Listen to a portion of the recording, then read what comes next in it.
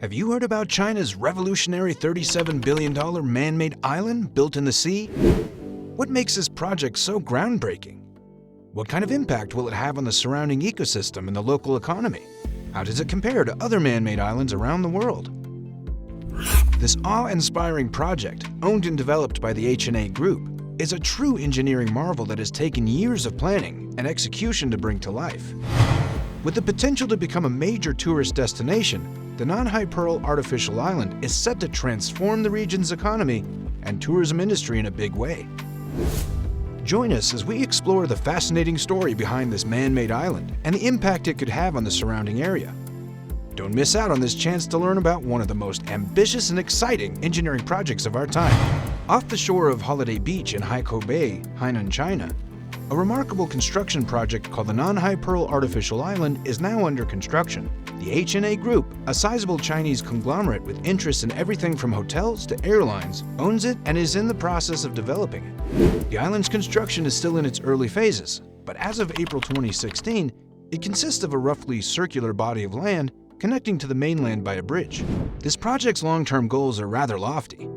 The Nan Hai Pearl Artificial Island is being developed to be a popular tourist destination with hotels, dining options, and other facilities. The island's final objective is to be shaped like a yin-yang symbol, span an area of around 266 hectares, and is still in the early phases of development. It's important to note that there are some issues with this project.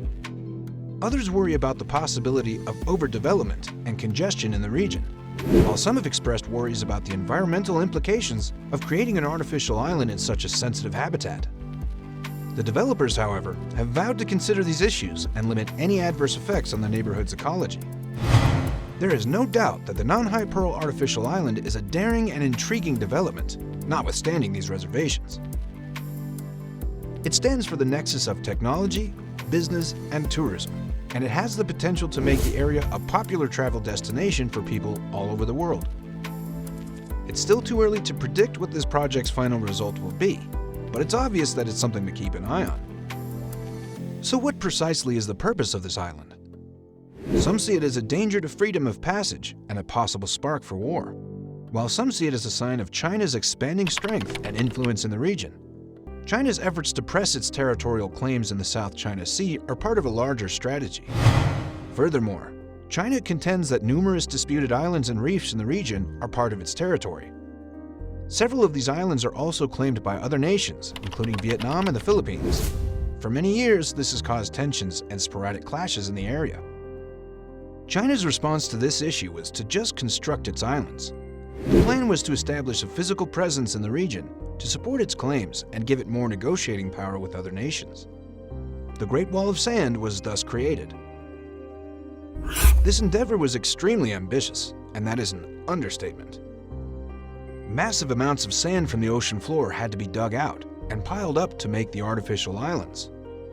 Fiery Cross Reef, the biggest of them, is currently more than 3,000 meters long and 200 meters broad.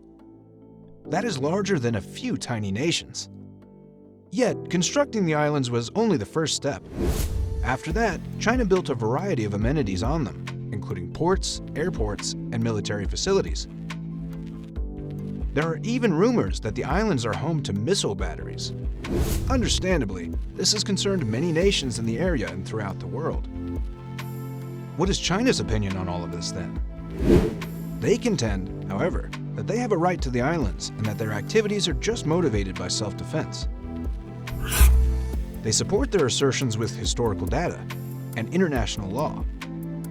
Several other nations, however, disagree with China's interpretations of these rules and contend that by constructing on disputed territory, China is infringing upon the rights of other countries.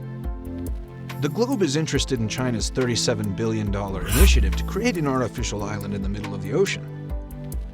There is no disputing that it is a significant development in the continuing conflicts in the South China Sea, regardless of anyone's opinion on whether it represents China's rising might or poses a danger to regional stability.